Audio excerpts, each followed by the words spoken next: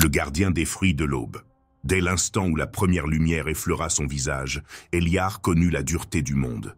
Il fut élevé dans une humble cabane, où le chant des arbres remplaçait les horloges, et où le silence de la terre parlait plus fort que les paroles des hommes. Son enfance ne fut pas rythmée par les jouets, mais par la sueur et les histoires tissées par les voix tremblantes de deux femmes qui portaient en elles la force de générations entières. Isbel, sa mère, était une couturière aux mains agiles et au regard triste.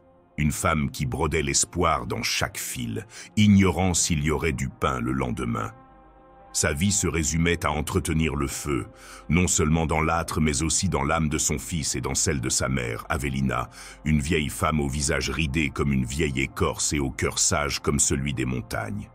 Avelina connaissait le murmure des plantes et le langage des vents. Les villageois venaient la trouver pour soulager des douleurs que ni la médecine ni la foi ne pouvaient guérir.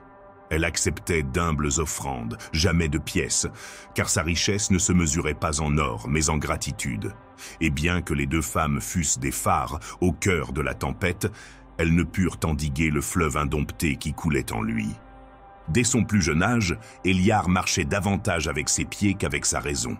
Il désobéissait non par rébellion, mais par intuition qui lui murmurait que sa véritable voix se cachait au-delà de la forêt. Dans le fourré, il se sentait complet, comme si l'écorce des arbres le reconnaissait, comme si chaque ombre était un esprit ancien qui l'appelait par son nom. Un jour, à peine âgé de 8 ans, il décida de suivre des chasseurs au cœur de la forêt. La précision de leurs arcs, la furtivité de leurs déplacements étaient pour lui une véritable magie.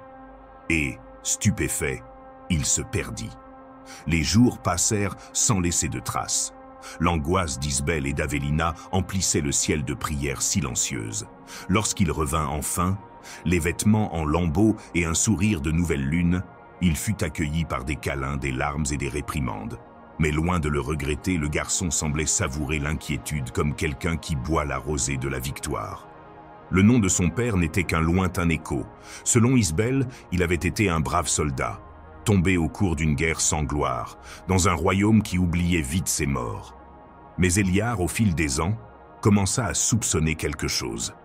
Il y avait quelque chose dans le silence d'Avelina lorsqu'on mentionnait l'homme qui avait semé sa vie.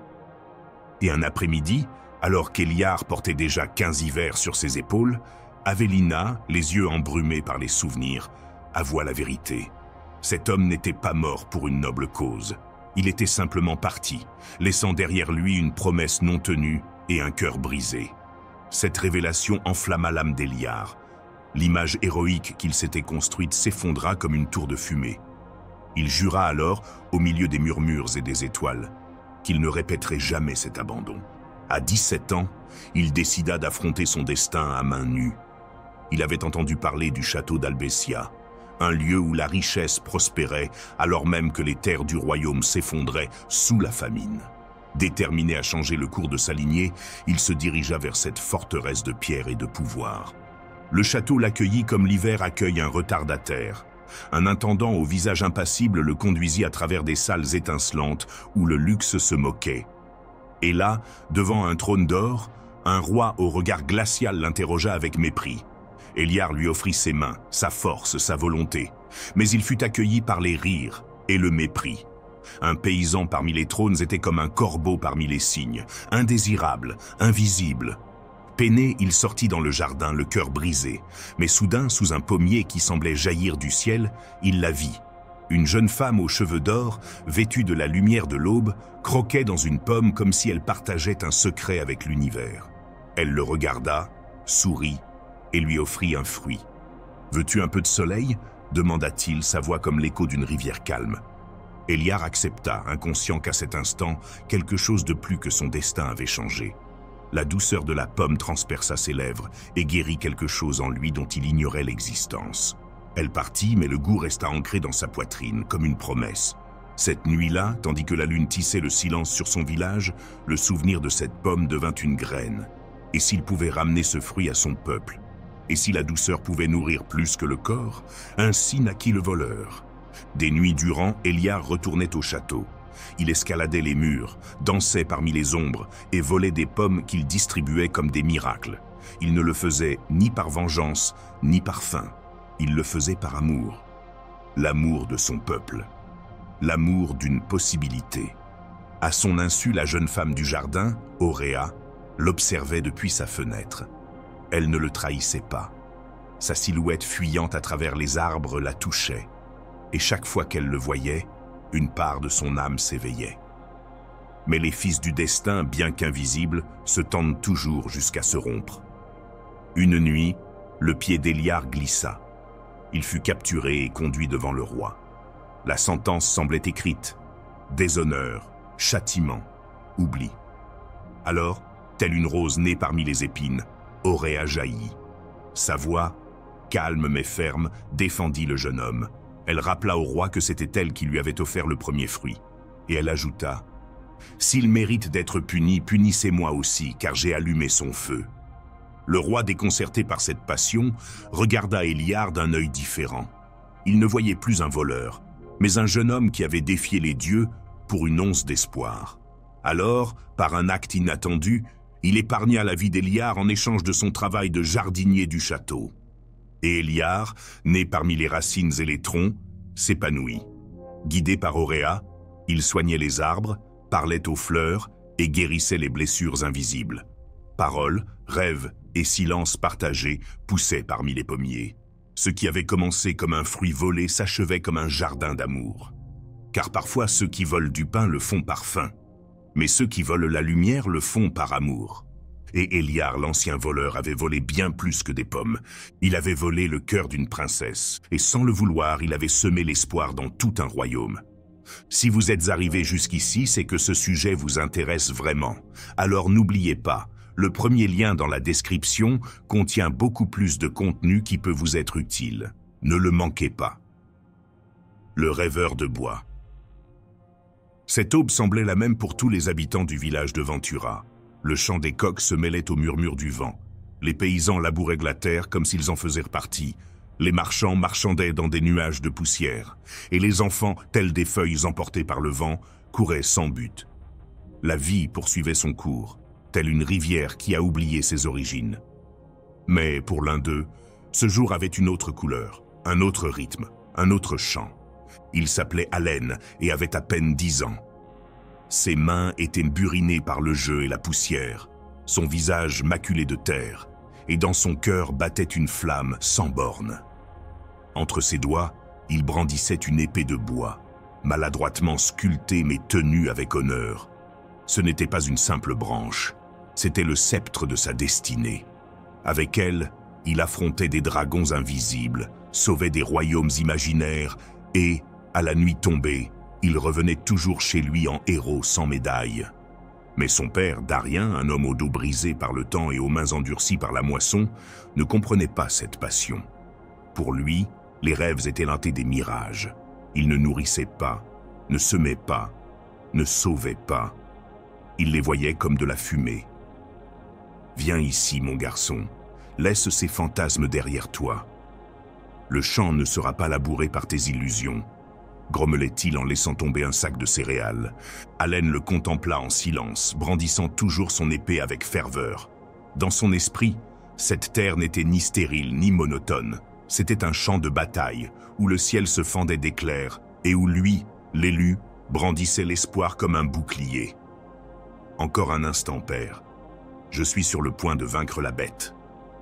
Sa voix vibrait d'une intensité que ni la houe ni le temps ne pouvaient éteindre. Darien soupira. Il y avait quelque chose dans le regard de son fils qui le peinait, non pas à cause de sa faiblesse, mais à cause de ce qu'il reflétait. Un reflet oublié, une version plus jeune de lui-même qui avait autrefois rêvé de plus. Mais ce jour-là, le vent a changé de direction. À l'entrée du village, des trompettes retentirent. Ce n'était pas un son ordinaire, c'était solennel, vibrant, comme un présage. Tous s'approchèrent de la route principale. Les bannières du royaume ondulaient comme des langues de feu, et un bataillon de soldats traversa le village d'un pas décidé. Au centre de la formation, monté sur un destrier aussi sombre que la nuit, se tenait le roi.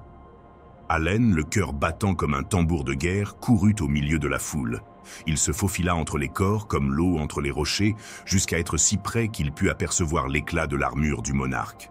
Il était tel qu'il l'avait rêvé, noble, serein, avec un regard qui semblait porter le poids du monde. « Votre Majesté !» s'écria le garçon en levant son épée de bois au-dessus de sa tête. « Laissez-moi être votre guerrier. » Il y eut un moment de silence, puis un murmure. Certains rirent, d'autres le regardèrent avec tendresse. Mais le roi mit pied à terre. Il s'approcha calmement du garçon, le regarda dans les yeux et sans un mot posa une main sur sa tête. « Un guerrier n'est pas seulement forgé avec de l'acier, dit-il finalement, mais avec des rêves qui brûlent, même lorsque personne d'autre ne les voit. » Allen sentit sa poitrine se gonfler comme si elle contenait un nouveau soleil. Quelqu'un avait enfin reconnu la valeur de son imagination, mais le chemin du retour était froid. Darien entendit les paroles du roi comme de la fumée, et non du feu. « Et maintenant, tu crois devenir prince ? Ne nourris pas ton esprit d'air, dit-il d'une voix rauque en se traînant vers la maison. Allen ne répondit pas. Il gardait cet instant dans son cœur comme une pierre sacrée. Les années passèrent. Allen grandit. Ses mains connaissaient la rudesse de la campagne, mais la nuit, il brandissait toujours son épée. Elle était la même, vieille et ébréchée, mais pour lui, elle était toujours une lumière dans l'obscurité. Son père, déjà âgé, n'insistait plus autant. Il avait compris, peut-être silencieusement, qu'il est des batailles qui ne se gagnent pas par les mots. Jusqu'au jour où le chaos perturba la routine. Le marché fut interrompu par des rumeurs. La princesse du royaume, Lyria, s'était perdue dans la forêt. Elle sortit seule, comme souvent, mais ne revint pas. Allen n'y réfléchit pas à deux fois. Il laissa tomber la charrette qu'il portait. Il saisit son épée et courut dans le fourré. La forêt était un monde intemporel, où les branches murmuraient des secrets et où les ombres s'étendaient comme des mains. Il marcha des heures durant, guidé par quelque chose de plus fort que la raison, jusqu'à ce qu'il la voie, coincée entre les branches et les cordes, blessée, couverte de boue, mais avec un regard brûlant. « Ne bouge pas !»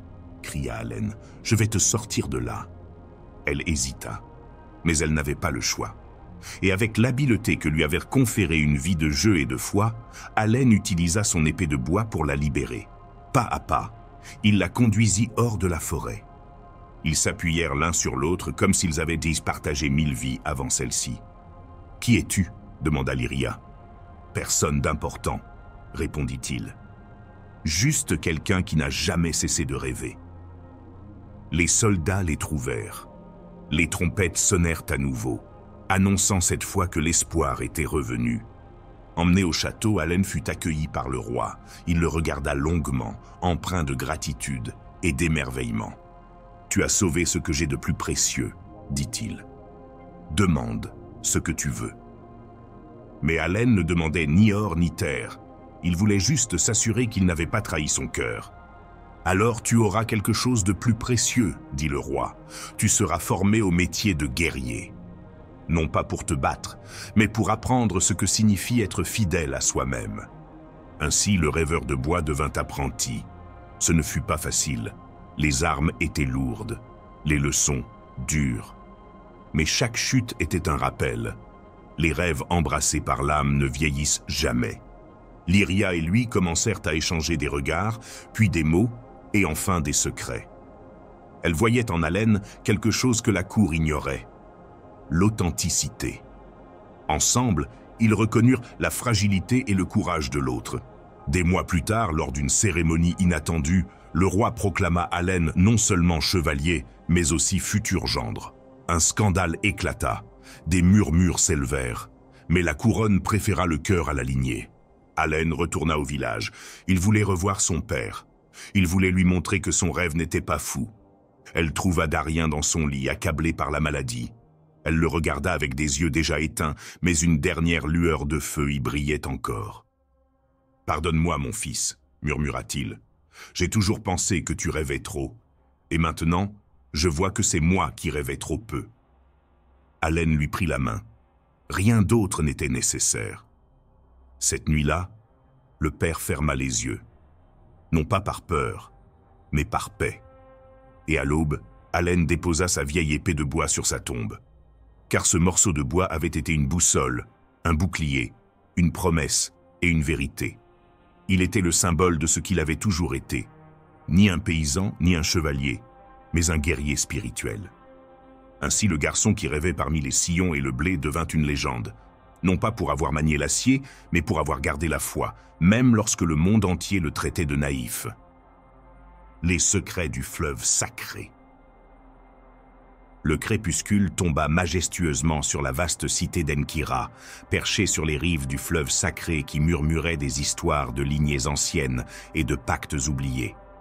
Le soleil, rouge comme une plaie ouverte dans le ciel, s'enfonça lentement sous l'horizon, laissant derrière lui une traînée de feu sur les eaux calmes. Les palmiers bruissaient dans la brise du soir, comme si la terre elle-même expirait après une journée d'une intensité brûlante. Les ombres s'allongeaient, comme les doigts du temps sur les temples, et les statues colossales, enveloppant de mystère ce qui, quelques heures auparavant, brillait d'une splendeur dorée. Les fresques, qui racontaient des actes sacrés, étaient maintenant recouvertes d'un voile bleu annonçant le règne de la nuit. Les bateaux de pêcheurs rentraient chez eux, tels des pensées retournant à leurs origines, et les marchés, qui pendant la journée avaient battu comme un cœur infatigable, fermaient leurs portes au murmure du silence. Enkira était un poème gravé dans la pierre et le feu, un sanctuaire de sagesse ancestrale. Ses colonnes parlaient des langues oubliées, ses obélisques évoquaient le mystère, et chaque mur contenait des prières écrites dans une danse de symboles. Au centre du royaume se dressait le palais du crépuscule, une forteresse de marbre et d'eau, d'or et de fleurs éternelles, où résidait le gardien du royaume, le grand luminaire, un homme vénéré comme l'incarnation vivante du soleil. Mais même ceux qui portent la couronne du monde n'échappent pas aux chaînes de l'âme. Ce soir-là, comme tant d'autres, le grand luminaire observait depuis son balcon les lents adieux du jour. Sa silhouette, enveloppée de robes sacrées et de joyaux d'un éclat éternel, semblait imposante. Mais ses yeux, fixés sur l'horizon, évoquaient une autre histoire. Des yeux qui avaient vu miracles et trahisons, naissances et morts, mais qui restaient captifs d'un seul souvenir. Un amour que le temps n'avait pas réussi à effacer. Son esprit l'attira une fois de plus vers l'écho d'une nuit lointaine. Une rencontre qui n'aurait jamais dû avoir lieu, mais qui marqua son destin de la flamme du feu sacré. Elle n'avait aucun nom parmi les nobles. Elle ne possédait ni lignée ni richesse. Elle n'était qu'une servante à la peau couleur miel et au regard éclipsé. Sa voix était un murmure, et sa démarche, une prière. Elle évoluait parmi les ombres comme si elle y appartenait, ne cherchant pas la lumière, mais portant en elle une aube que nul autre ne pouvait voir. C'était cette présence, son mystère silencieux, sa vérité sans fioriture, qui allumait en lui une flamme que même les dieux ne pouvaient éteindre. Pendant des semaines, il la chercha, son âme dissimulée sous un regard. Il la trouva enfin dans les jardins interdits où l'eau et les fleurs fusionnaient en harmonie. Là, loin des regards du monde, ils parlèrent sans se parler, se comprirent sans se comprendre et s'aimèrent avec l'urgence de l'éternité. Juste une nuit, juste un instant, mais cet instant devint éternité. C'est dans le silence de cette nuit que le grand luminaire cessa d'être un dieu pour devenir simplement un homme. Et elle, née esclave, devint la reine de son cœur pour un souffle infini. À l'aube, elle disparut sans laisser de traces, comme si les dieux avaient voulu la cacher au monde. Personne ne pouvait dire où elle était allée. Il la chercha à travers rivières et déserts, mais ne trouva que le vide de son absence. Les années passèrent. Le trône demeurait solide, les rituels intacts. Mais il n'était plus le même. Il avait perdu quelque chose de plus précieux que le pouvoir. Son reflet. Dans un autre coin du monde, parmi les collines poussiéreuses et les routes oubliées, un enfant naquit. Sa mère le serra dans ses bras, pleurant de peur et d'amour. Elle savait que cet enfant n'était pas ordinaire. Il était le fruit d'un amour interdit, d'une union impossible. Il était la lumière née dans l'ombre. La femme, marquée par la sagesse de la douleur, éleva le garçon avec tendresse et force. Elle ne lui parla jamais du grand luminaire. Elle lui apprit seulement à voir le monde avec vérité. Le garçon grandit curieux, courageux, doté d'une parole juste et d'un regard qui semblait traverser les siècles. Il était habile dans le commerce, habile dans le silence, et sa seule présence inspirait le respect aux anciens du lieu. Mais au fond de lui, quelque chose l'appelait. Tel un fleuve qui ne peut s'empêcher de couler vers la mer, il ressentit une attirance inexplicable pour la cité d'Enkira. Arrivé à 20 stations, il annonça à sa mère qu'il partait. Elle, tremblante, lui tendit une petite pierre gravée de symboles ancestraux. « Si jamais tu te perds, dit-elle, cela te rappellera qui tu es. » Le jeune homme partit à l'aube, et le destin s'éveilla. Enkira l'accueillit dans toute sa splendeur. La cité l'émerveilla, ses colonnes sans fin, ses jardins célestes, les voix des sages. Mais il découvrit bientôt que la cité n'était pas clémente envers les étrangers. Les impôts étaient cruels, l'autorité impitoyable. Un après-midi, las des abus, il affronta un groupe de collecteurs d'impôts. Ses paroles furent comme des flèches. La justice n'est pas l'apanage des puissants. Sa voix résonna comme le tonnerre. Les gardes, surpris par son audace, l'emmenèrent devant le trône du grand luminard. Quand leurs regards se sont croisés, le temps s'est brisé. Aucun d'eux ne comprenait pourquoi, mais quelque chose vibrait profondément en eux. Le jeune homme fut interrogé. Sa réponse fut claire, noble et ferme. Le grand luminaire, au lieu de le condamner, le nomma son assistant. Il avait perçu quelque chose en lui. Il ignorait quoi. Il savait seulement qu'il avait besoin de lui près de lui. Au fil du temps, le jeune homme devint son confident le plus précieux. Il apportait des solutions inattendues, des idées audacieuses et une étrange familiarité avec les rituels et coutumes du palais. Le grand luminaire le regardait souvent avec une tendresse secrète, comme si une mélodie oubliée reprenait vie en lui. Dans les temples, les anciens commencèrent à rêver. Un prêtre, aussi vieux que le sable, recevait des visions à maintes reprises. Le grand luminaire et le jeune homme y apparaissaient entourés de symboles sacrés. Le soleil, l'arbre d'origine, le ventre de la nuit. Il hésita d'abord, mais finalement les dieux parlèrent. Ce jeune homme n'est pas un inconnu. Il est le sang du soleil. Il est le fils du feu et de l'ombre. Tremblant, le prêtre se rendit au palais. Le grand luminaire écoutait en silence. Son monde se brisa en entendant la vérité. Il se souvint de la nuit dans les jardins, du parfum des fleurs, du tremblement de son premier amour, et il comprit que la vie lui avait rendu ce que le temps lui avait volé. Il chercha le jeune homme et le conduisit dans un coin caché du palais. Il lui raconta l'histoire de la femme qu'il avait aimée, de sa fuite, du fils qu'il croyait perdu. Le jeune homme ne comprit pas d'abord, mais lorsqu'il vit les larmes dans les yeux de celui que tout le monde appelait divin, son âme comprit la vérité. « Tu es mon fils », dit le grand luminaire, « et les dieux me l'ont montré pour que l'histoire puisse trouver son cours. » Le jeune homme le regarda, ni avec haine, ni avec adoration, mais avec la sérénité de celui qui a trouvé son reflet dans le miroir de la vie. Père et fils s'embrassèrent, non pas comme des rois ou des serviteurs, mais comme deux âmes ayant traversé des océans de silence pour enfin se retrouver. Et même s'ils savaient que le chemin ne serait pas facile, ils comprenaient que le fleuve du destin revient toujours à ses sources. La dernière bibliothèque du désert.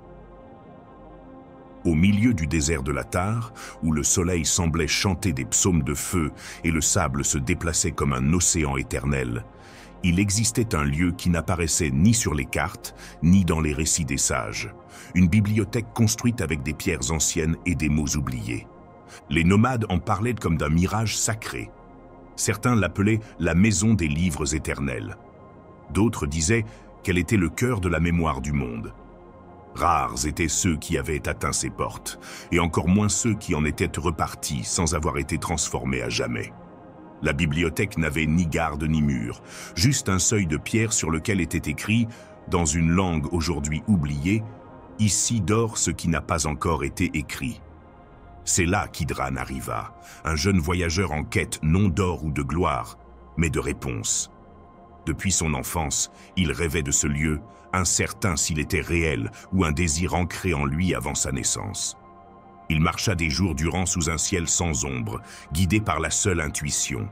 Quand il l'aperçut enfin au loin, une simple structure, presque invisible parmi les dunes, il sentit son âme frémir, comme s'il retournait dans une maison où il n'avait jamais mis les pieds. En franchissant le seuil, il ne trouva ni bibliothécaire ni garde, seul le silence et une brise qui semblait retenir les mots dans le temps. Les livres n'étaient pas classés par thème ou par auteur. Certains flottaient dans les airs, d'autres reposaient sur des colonnes de marbre, et certains n'apparaissaient que lorsqu'on les sollicitait avec la bonne pensée. Idran ne savait pas ce qu'il cherchait, mais quelque chose en lui le savait. Pendant des semaines, il lut des histoires de civilisations inexistantes, de langues musicales, d'âmes revenant dans des corps différents au fil des siècles. Chaque page semblait lui parler directement. Ce n'étaient pas des histoires. C'étaient des miroirs. Une nuit, il trouva un livre sans titre, couvert de poussière bleue. Lorsqu'il l'ouvrit, il ne trouva plus de mots, seulement une image, celle d'une femme aux cheveux comme la nuit et aux yeux comme l'aube. Alors qu'il touchait le dessin, une voix lui parla dans son cœur. « Elle t'attend, là où la lune touche l'eau. » Idran ferma le livre et sut qu'il ne pouvait plus rester. Il marchait inlassablement vers l'ouest, là où les histoires parlaient d'un lac caché entre les falaises, un endroit où le ciel se reflétait tel un miroir sacré. Chemin faisant, chaque pas était comme un vers d'un poème qu'il ne comprenait pas encore. Il rêvait de la femme du livre. Il avait l'impression de la connaître déjà, comme si leurs âmes s'étaient touchées avant même le temps. Quelques jours plus tard, il atteignit le bord de la falaise. En contrebas, entre le rocher et l'ombre, un lac d'eau calme miroitait. Et là, au bord du lac, elle était là. Ils ne demandèrent pas de nom, ils n'échangèrent pas d'histoire. Leurs regards parlaient un langage antérieur aux mots. Ils s'assirent ensemble sans avoir besoin de s'expliquer. Elle s'appelait Alena, mais ce nom n'était pas l'important. Ce qui comptait, c'était qu'elle l'attendait depuis toujours. « Comment savais-tu que je venais ?» demanda-t-il un après-midi alors que le soleil se fondait dans l'eau. « Parce que tu es déjà venu, répondit-elle, et tu reviendras. » Ces paroles, loin de le troubler, allumèrent quelque chose en lui. Idran comprit que le temps n'était pas une ligne droite, mais un cercle sacré, et que les vraies rencontres ne se faisaient pas qu'une fois. Ils vivaient ensemble dans ce coin du monde, inconscients du bruit des empires et des guerres. Ils construisirent une petite maison de pierre et de bois. Tout ce dont ils avaient besoin, c'était de la compagnie de l'autre et du reflet du ciel dans l'eau. Ils jouaient des mélodies sur un luth ancien. Elle peignait des constellations sur les murs, se souvenant de ce que ses rêves lui racontaient. Mais une nuit, alors qu'ils contemplèrent la lune, Alena se tourna vers lui avec une tristesse sereine. « Tu dois rentrer, dit-il. »« Pourquoi ?» demanda Idran, le cœur serré. « Parce que ton voyage n'est pas terminé. Tu dois encore écrire le livre que d'autres doivent lire. Tu dois encore planter la graine qui apportera la lumière à ceux qui sont perdus. » Il savait qu'il ne pouvait pas refuser, mais il savait aussi que la quitter équivaudrait à lui arracher l'âme. Alena lui tendit un petit carnet à la couverture de cuir usé. « Écris ta vérité dessus, alors seulement tu me retrouveras dans le prochain cercle. » Ils s'embrassèrent, sous les étoiles, certains que le véritable amour ne se perd jamais. Il ne change que de forme, de corps, d'histoire. Mais il perdure. Idran retourna à la bibliothèque. Il la trouva intacte, comme s'il n'en avait jamais bougé. Il s'assit dans le coin le plus calme et ouvrit son carnet. Il n'écrivit pas une histoire, il écrivit son âme. Chaque ligne était une confession, une prière, une promesse. Il a écrit sur la bibliothèque qui renferme les livres à écrire, sur le lac où baigne la lune, sur l'amour éternel et sur les chemins que seul le cœur peut suivre. Il a écrit, sachant qu'un jour, quelqu'un comme lui trouverait ces pages et ressentirait la même vocation. Lorsqu'il eut terminé, il posa le carnet sur une pierre. Le vent le souleva doucement et le porta jusqu'à un pilier. Il y demeura, attendant son prochain lecteur. Avant de partir, Idran regarda une fois de plus l'inscription sur le seuil. Cette fois, il en comprit le sens véritable. Ici dort ce dont on ne se souvient pas encore. Et tandis qu'il s'éloignait, il savait que tout ce qu'il avait vécu, la bibliothèque, le lac, Alena, n'était pas seulement un souvenir du passé. C'était une promesse d'avenir. Le moine qui écoutait la pluie. Tout en haut des montagnes du vent, là où l'air était si pur qu'il semblait composé de prières oubliées, se dressait un monastère bâti de pierre, de silence et de siècles. Personne ne savait qui l'avait fondé. Certains disaient qu'il avait été érigé par un homme sage qui n'avait plus besoin de parler. D'autres croyaient qu'il avait été construit par le temps lui-même, afin que les hommes puissent se souvenir de ce qu'ils avaient oublié. Là vivait Hélion, un moine au regard serein et à la démarche légère. On disait qu'il était arrivé enfant, amené par un vieil homme qu'il avait trouvé au bord de la rivière, enveloppé dans des linges et portant un bracelet de cuivre marqué d'étranges symboles. Il ne s'était jamais enquis de ses origines. Il ne s'était jamais plaint du silence. Il semblait, même enfant, né pour entendre ce que les autres ne pouvaient entendre. Au fil des ans, Hélion devint le gardien du jardin intérieur, un espace sacré où poussaient herbes médicinales, fleurs parfumées et petits arbres fruitiers résistants aux rigueurs du climat. Mais ce qu'il aimait le plus, ce n'était pas jardiner ni prier. Ce qu'il aimait le plus, c'était écouter la pluie. Quand les nuages descendaient comme des pèlerins fatigués et commençaient à pleurer sur les toits de pierre, Hélion sortait dans le jardin, s'asseyait tranquillement sous une pergola en bois et fermait les yeux. Il écoutait chaque goutte comme un mot tombant du ciel. Il disait que, si l'on savait être attentif, on pouvait discerner les secrets de l'univers dans la façon dont la pluie touchait la terre. La pluie ne parle pas à haute voix, disait-il aux rares personnes qui osaient interrompre sa contemplation, mais elle murmure à ceux qui osent rester silencieux. Le prieur du monastère, un homme juste mais rigide, respectait Hélion, mais ne comprenait pas sa passion pour quelque chose d'aussi banal que le bruit de l'eau. Il disait que la sagesse résidait dans les livres sacrés, dans les liturgies, dans les disciplines quotidiennes. Mais Hélion, avec un léger sourire, répondit « Les réponses ne sont pas toujours là où on les cherche. Parfois, elles viennent avec le vent ou se cachent parmi les gouttes de pluie. » Par une nuit d'hiver, alors que le vent hurlait comme un loup blessé, une femme vêtue d'un manteau sombre arriva au monastère. Sa peau était gercée par le soleil et ses yeux étaient comme deux braises ardentes. Elle se présentait comme une voyageuse égarée, mais Hélion sentit autre chose. Il y avait dans son regard une urgence qui ne provenait ni du froid ni de la faim, mais d'une vérité à dire. Le prieur l'autorisa à rester 3 jours, selon l'ancienne règle de l'hospitalité. On lui assigna une cellule simple, et par respect pour son silence, personne ne lui posa de questions. Mais Hélion l'observait de loin, comme quelqu'un qui voit un signe écrit dans les étoiles. La 2e nuit, il la trouva dans le jardin, sous la pergola, écoutant la pluie. « Tu l'entends aussi ?» demanda-t-il. Elle le regarda sans surprise, comme si elle le connaissait déjà. « Je l'écoute depuis que je suis enfant. Elle me parlait quand personne d'autre ne le faisait. » Les heures passèrent en silence, n'étant accompagnées que du bruit de l'eau tombant du ciel et du parfum humide des fleurs. À l'aube, alors que la brume commençait à se dissiper, la femme avoua la vérité. « Je ne suis pas ici par hasard, je te cherchais. » Hélion ne répondit pas, mais son cœur sentit un léger coup, comme si une porte s'était ouverte au plus profond de sa poitrine. « Tu es le fils d'un roi déchu, poursuivit-elle. Ton vrai nom est Kael. Tu as été enlevé pour te protéger d'une trahison qui a anéanti ta lignée. J'ai parcouru la moitié du monde pour te retrouver et te restituer ton histoire. » Hélion baissa les yeux. Il ne ressentait ni colère ni confusion, juste un calme profond, comme s'il avait toujours su tout cela, mais qu'il attendait le bon moment pour s'en souvenir. « Et qu'attend-on de moi maintenant ?» demanda-t-il. « Laissez-vous décider si vous voulez réclamer ce qui vous appartient, ou si vous préférez rester ici, à écouter la pluie. » Le prieur apprit bientôt ce qui s'était passé. Il le fit venir dans sa chambre et lui dit fermement « Dieu t'a amené ici dans un but précis.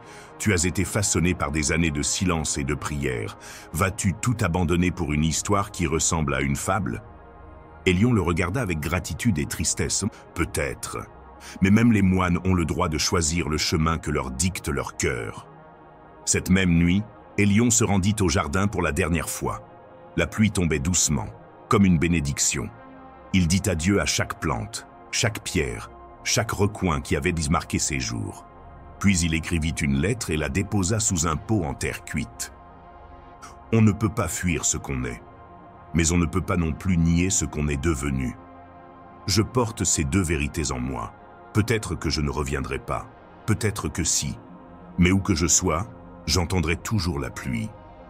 À l'aube, il partit avec la femme pour des terres qu'il ne connaissait pas, mais qui lui appartenaient par droit du sang et par choix de l'âme. Bien des années plus tard, les moines parleraient de lui comme d'une légende. Il disait que le royaume qu'il avait reconstruit était unique. Il n'y avait ni prison, ni temple d'or, ni statue à son effigie. Seulement des jardins où l'on pouvait s'asseoir, écouter la pluie et se souvenir de qui l'on était. Et au centre de leur capitale, il y avait une simple pergola en bois, entourée de lys et de lavande, où chacun pouvait s'asseoir en silence. Et si l'on prêtait attention, disent les anciens, on pouvait entendre les gouttes murmurer. Celui qui écoute la pluie entend la vérité. La femme qui lisait les marées. Dans un coin oublié de la carte, là où l'océan rencontre le sable sans permission, vivait une femme nommée Liora. Sa maison était construite sur une falaise, avec des murs en bois de sel et des fenêtres toujours embuées par le souffle de la mer. On la surnommait « la femme qui lisait les marées », mais personne ne savait vraiment ce que cela signifiait. Certains la qualifiaient de sorcière, d'autres de femme sage, et les plus jeunes la regardaient simplement avec un mélange de peur et de fascination. Liora ne parlait pas beaucoup. Sa voix était comme le chant d'un coquillage, faible, profonde, inoubliable. Elle s'habillait toujours de bleu et de blanc, comme si le ciel et l'océan s'étaient accordés pour broder ses robes. Ses yeux avaient la couleur des algues submergées et ses mains étaient froides comme de l'écume. Chaque matin, il descendait les 100 marches creusées dans la roche et longeait la plage déserte. Il s'arrêtait devant l'horizon, observait le clapotis de l'eau, ramassait des coquillages, inscrivait des symboles dans le sable, puis disparaissait dans la brume, comme s'il faisait partie du paysage. Liora ne voit pas la mer comme nous, dit le vieux pêcheur Elias. Elle écoute ce que l'eau lui dit quand elle rentre chez elle. Les villageois croyaient que Liora pouvait prédire les tempêtes, les naufrages et même les naissances. Un jour, alors que le ciel était aussi clair que du verre fraîchement lavé, elle plaça une pierre à la porte de chaque maison et écrivit le mot « Attention » dans les cendres.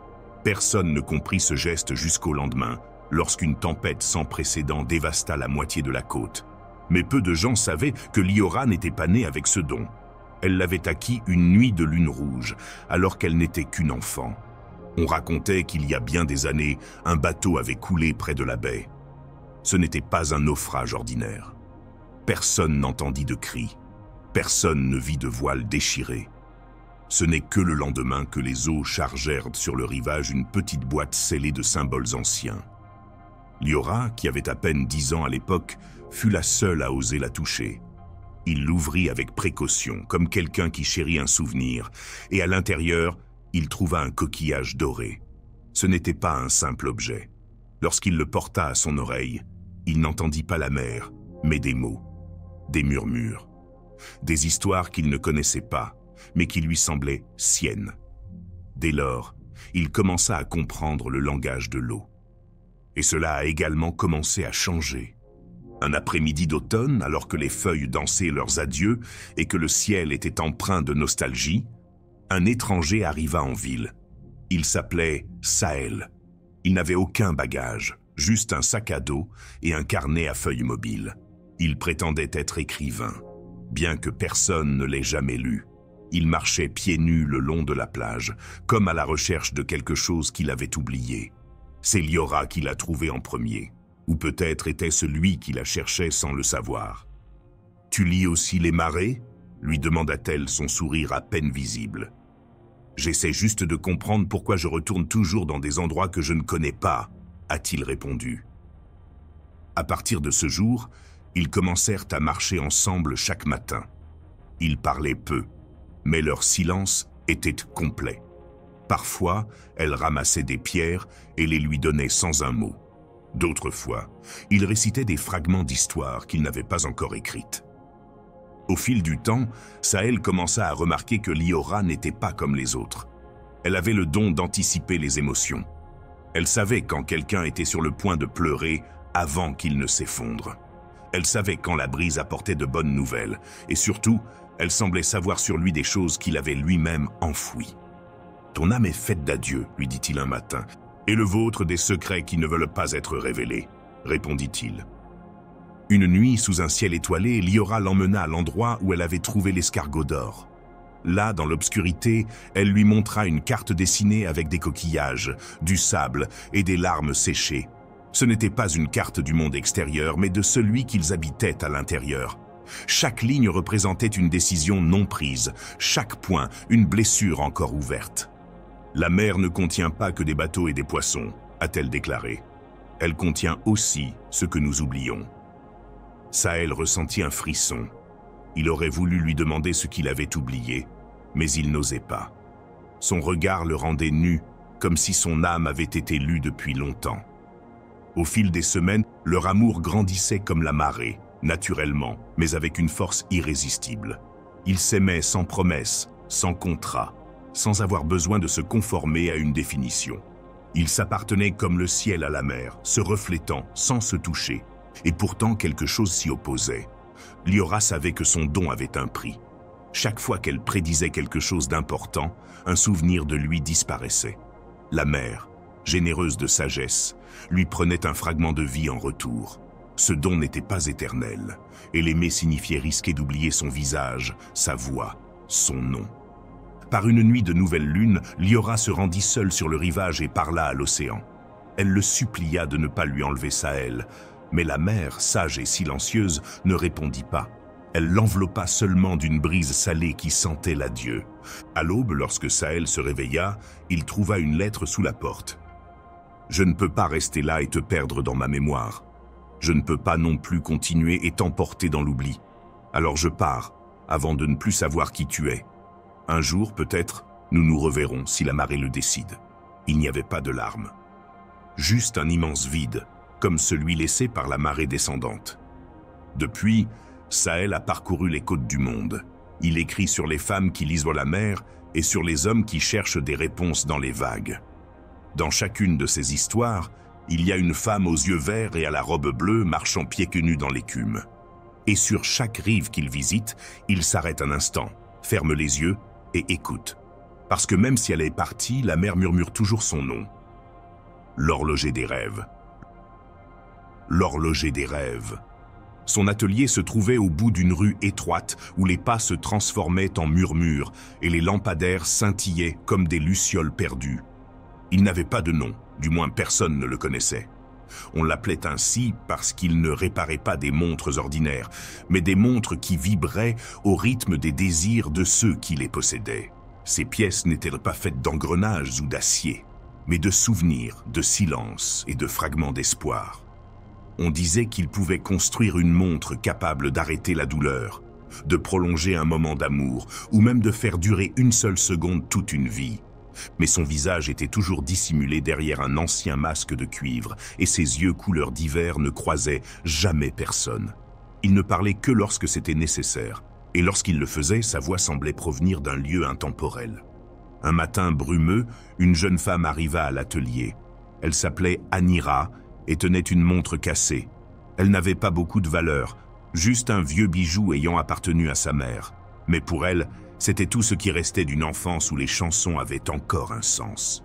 « Cette montre, dit-il d'une voix tremblante, elle a cessé de fonctionner le jour de la mort de ma mère. » L'horloger prit l'objet avec précaution. Il le serra entre ses doigts comme quelqu'un qui retient un soupir. Il ferma les yeux et écouta, car il n'entendait pas de tic-tac, mais des échos. Des voix emprisonnées dans les rouages, des larmes séchées, des promesses jamais tenues. « Cette horloge n'est pas cassée, » murmura-t-il.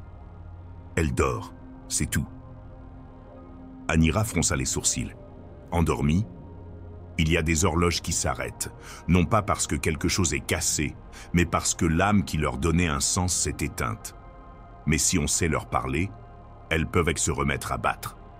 Elle le regarda avec ce mélange de scepticisme et de foi qui vient de ceux qui ont déjà trop perdu, mais pas complètement.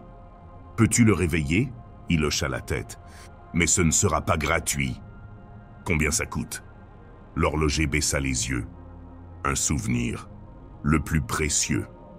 Anira hésita. Cela valait-il la peine de perdre un souvenir pour faire revivre quelque chose qui, peut-être, n'avait plus sa place dans sa vie?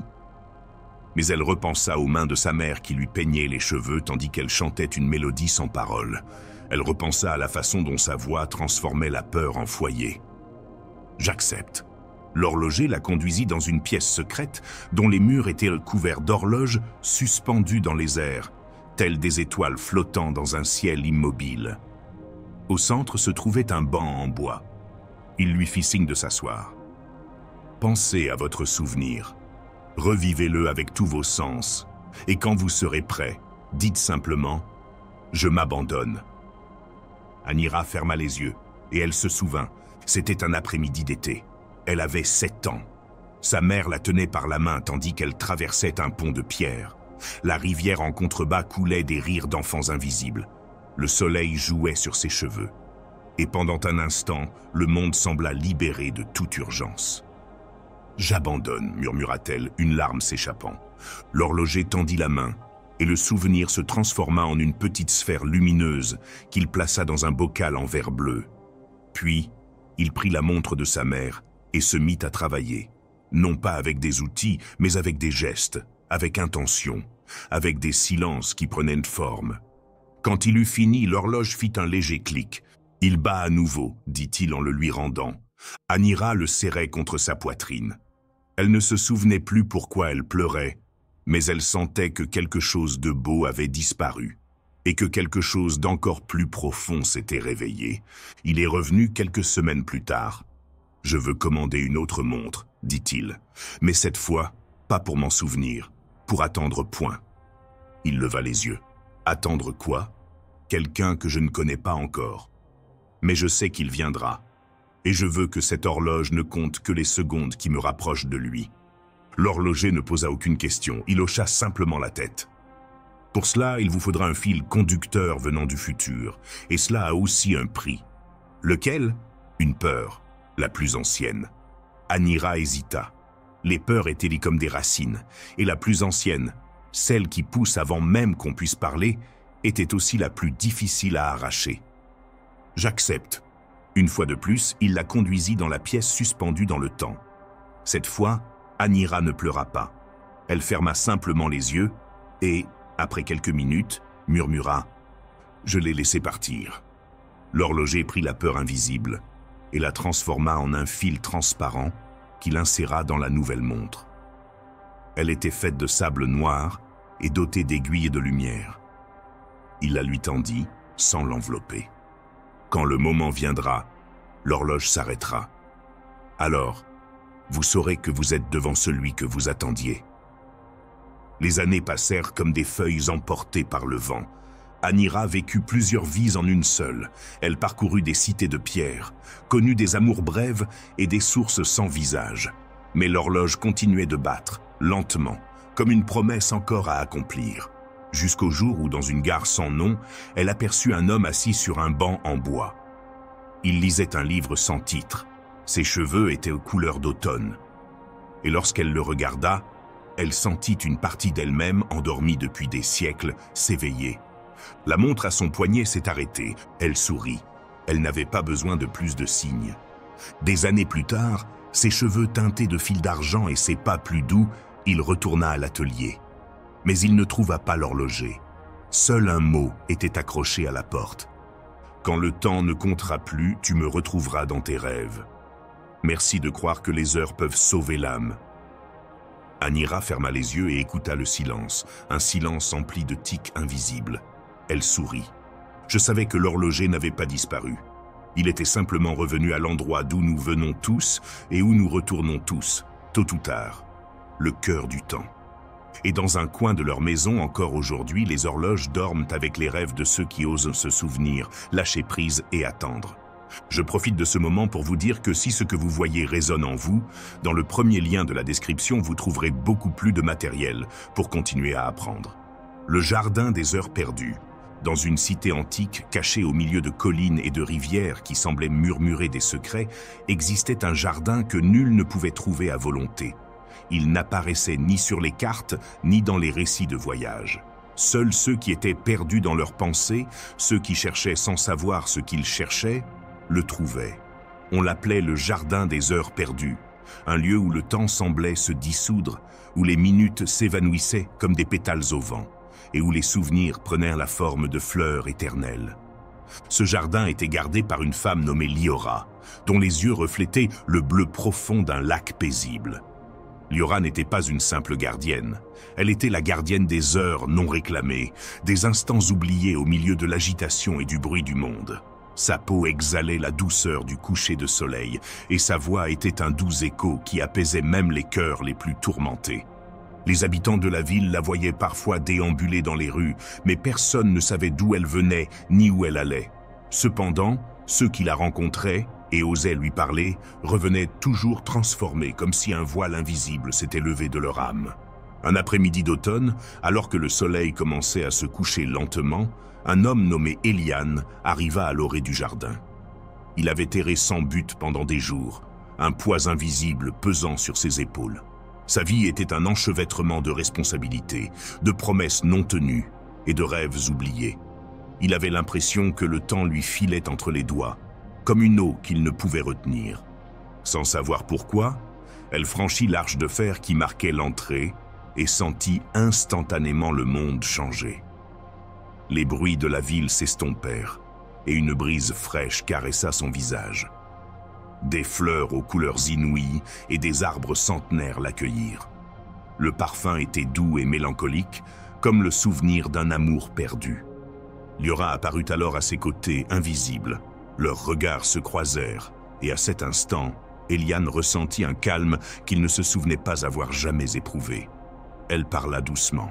« Vous avez atteint le lieu où reposent les heures oubliées, » dit-il. « Ici, le temps ne se mesure pas à l'horloge, mais à ce que vous n'avez pas su apprécier. » Eliane la regarda, confus et en même temps attiré. « Qu'est-ce que ça veut dire ?» demanda-t-il. « Comment un instant peut-il être perdu ?» « Chacun porte en lui des moments qu'il laisse filer sans s'en rendre compte, » répondit Liora. « Ce sont des heures perdues, car il les a laissées s'abandonner à l'oubli, à la hâte, à la peur ou au regret. Ce jardin les accueille pour qu'on les revoie et qu'ils puissent guérir. » Eliane fit un pas en avant et vit que parmi les fleurs, de petites horloges étaient suspendues aux branches, mais elles n'indiquaient pas l'heure exacte. Chacune semblait contenir un fragment de souvenir, un soupir ou une larme. « Et que fais-tu de ces heures ?» demanda-t-il. « Je peux les récupérer ?» Liora sourit tristement. Il ne s'agit pas de rattraper le temps perdu. Ce serait comme essayer de rattraper le vent. Il s'agit plutôt de comprendre ce que ces heures nous ont appris, quelles graines elles ont laissées dans nos cœurs et comment nous pouvons transformer cet apprentissage en vie. Puis elle invita Eliane à l'accompagner. Ils empruntèrent des sentiers de terre douce, à l'ombre des arbres qui murmuraient de vieilles chansons. À chaque pas, Eliane sentait un poids se soulever, une faible lumière s'allumer en lui. Ils arrivèrent à une clairière où coulait une source d'eau cristalline. Liora lui demanda d'observer son reflet dans l'eau. Il vit non seulement son visage fatigué, mais aussi des visions fugaces. L'enfant qu'il avait été, un jeune homme plein de rêves, et un homme qui avait laissé derrière lui beaucoup d'espoir. « Ce reflet, c'est vous, avec toutes vos heures perdues, » expliqua-t-elle. « Et c'est aussi vous avec les heures que vous pouvez encore choisir de vivre. Le temps n'est ni un ennemi ni un tyran, c'est un enseignant qui nous invite à l'éveil. » Eliane ferma les yeux, se laissant envelopper par la sérénité du lieu. Il se souvint de moments qu'il avait considérés comme insignifiants. Un après-midi avec son père, une conversation inachevée avec un ami, le rire de quelqu'un qu'il aimait et à qui il n'avait jamais dit au revoir. Il sentit comment ses souvenirs, une fois reconnus, commençaient à guérir de vieilles blessures. Lorsqu'il ouvrit les yeux, Liora lui offrit une petite fleur, aux pétales dorés et au doux parfum. « Cette fleur est un symbole, » dit-il. « Elle représente l'acceptation du passé et la volonté de vivre pleinement le présent. Emportez-la avec vous, et chaque fois que vous la contemplerez, rappelez-vous que le temps n'est pas perdu mais transformé. » Eliane prit la fleur avec gratitude, sentant une partie de lui renaître.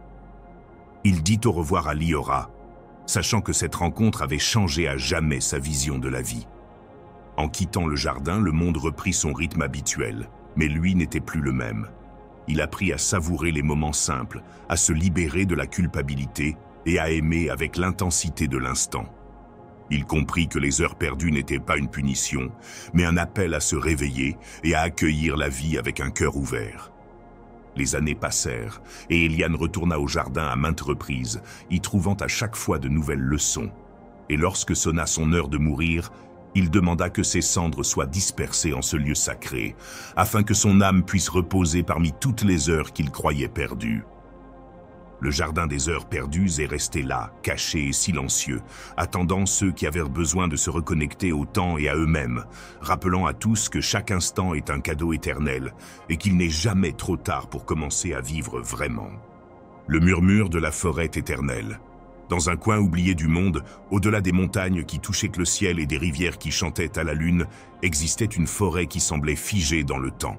Ces arbres étaient d'anciens géants, leurs racines enchevêtrées dans la terre telles les fils invisibles du destin. Les feuilles murmuraient d'anciens secrets, et l'air était imprégné d'un mystère aussi vieux que la vie elle-même. Il disait que nul ne pouvait pénétrer dans la forêt éternelle sans d'abord y découvrir une part perdue de soi-même. Car cet endroit n'était pas seulement un espace physique, mais un reflet de l'âme, un miroir qui confrontait quiconque osait en franchir le seuil à ses peurs, ses espoirs et ses vérités cachées. Une jeune femme nommée Amara, accablée de doutes et le cœur en quête de réponses, décida qu'il était temps de retrouver cette forêt. Elle avait entendu des histoires murmurées dans les villages, des récits de voyageurs revenus transformés, mais personne ne pouvait raconter exactement ce qu'ils avaient vécu. Mais pour Amara, cela suffisait. Sa vie était devenue un enchaînement de routine et de silence, et elle sentait un feu sommeiller en elle qu'elle ne pouvait plus allumer. À l'aube, avec pour seul compagnon un sac à dos et son courage, Amara partit en direction de la forêt. Le chemin était ardu et solitaire. Les ombres jouaient avec son esprit, et chaque pas semblait la rapprocher d'un seuil invisible qui ne s'ouvrait qu'à ceux qui étaient près. Finalement, après des jours de voyage, elle atteignit la lisière de la forêt. L'air changea. L'agitation du monde disparut, remplacée par un murmure constant qui semblait l'appeler. Elle prit une profonde inspiration et fit ses premiers pas dans les arbres. Bientôt, elle sentit les branches bouger, animées d'une vie propre, le sol sous ses pieds palpitait au rythme de son pouls. Il n'y avait aucune peur, mais un profond mélange d'émerveillement et de respect. Soudain, une faible lumière éclaira une fleur solitaire d'un bleu éclatant, poussant au milieu d'une clairière couverte de mousse.